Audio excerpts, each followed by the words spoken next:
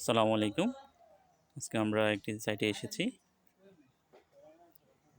আমাদের ফুটিং ঢালাইয়ের জন্য বেস এবং কলাম কেস রেডি করা হয়েছে।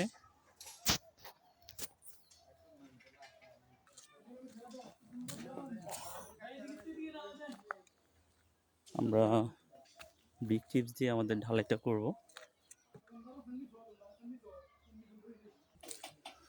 আমাদের গ্রাম অঞ্চলে বা শহর অঞ্চলে অনেকেই ব্রিক চিপস দিয়ে ঢালাই করেন, কিন্তু আমরা নর্মালি ব্রিক চিপস দিয়ে আমাদের যে কংক্রিটের স্ট্রেংথ সেটি আমাদের সাফিসিয়েন্ট মানে পাই না।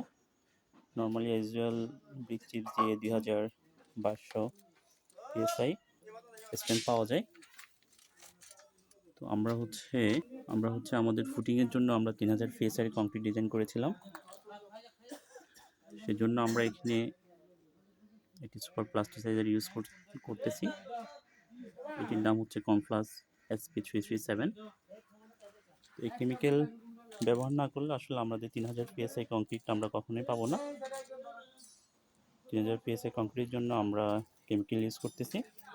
এই কেমিক্যালটি আমরা প্রতি ব্যাগ সিমেন্টের সাথে 250 ml করে ইউজ করব। এটি সাধারণত মিক্স ডিজাইন করে এটির রেশিওটা ঠিক করা হয়। আমাদের কংক্রিটের স্ট্রেংথের উপর নির্ভর করে এটির মানটি নির্ভর করে।